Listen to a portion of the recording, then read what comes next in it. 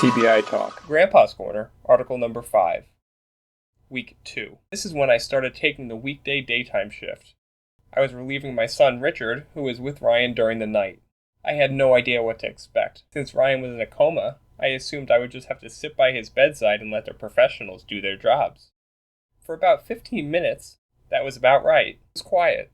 My son went over all the monitors hooked up to Ryan and what the numbers meant, and the ranges that they should be in. Ryan had an infection, and it was causing the numbers that had to be taken into consideration to spike.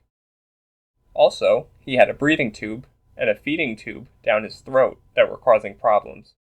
But doctors had to stop the infection before they could do the necessary surgeries to replace the tubes, with a tracheotomy to replace the breathing tube, and surgical insertion of a feeding tube go directly into Ryan's stomach instead of down his throat.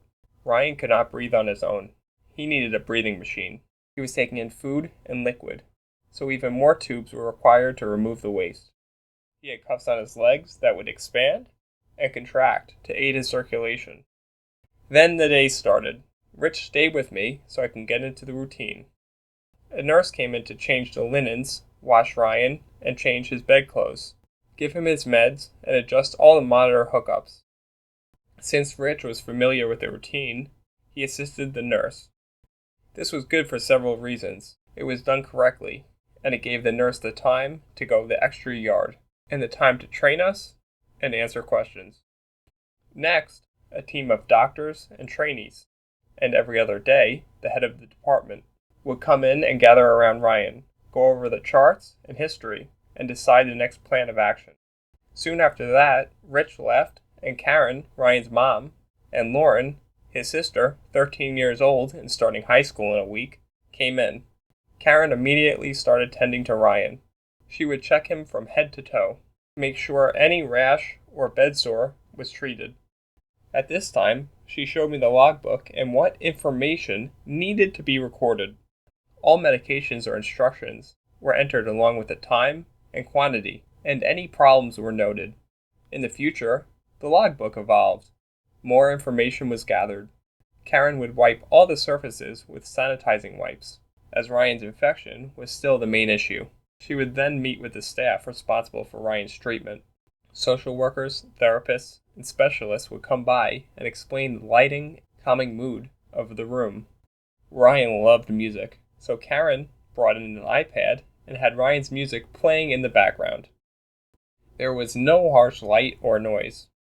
As the weeks went by, Karen and Lauren kept bringing familiar items and pictures from home.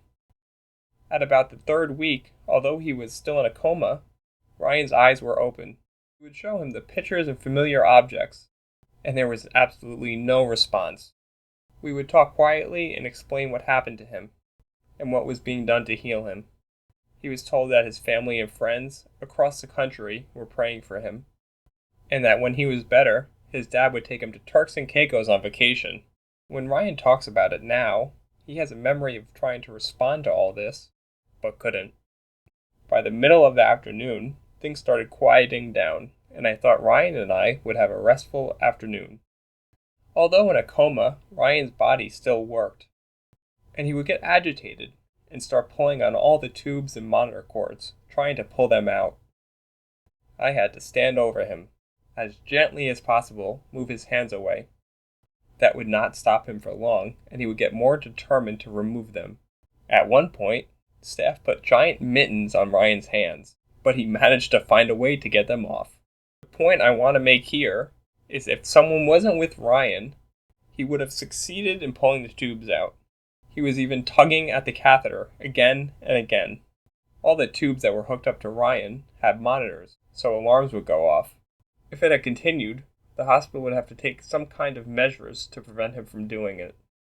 A nurse would have to leave another patient or duty to reattach Ryan's tubes, but it wouldn't stop him from continuing to pull at them.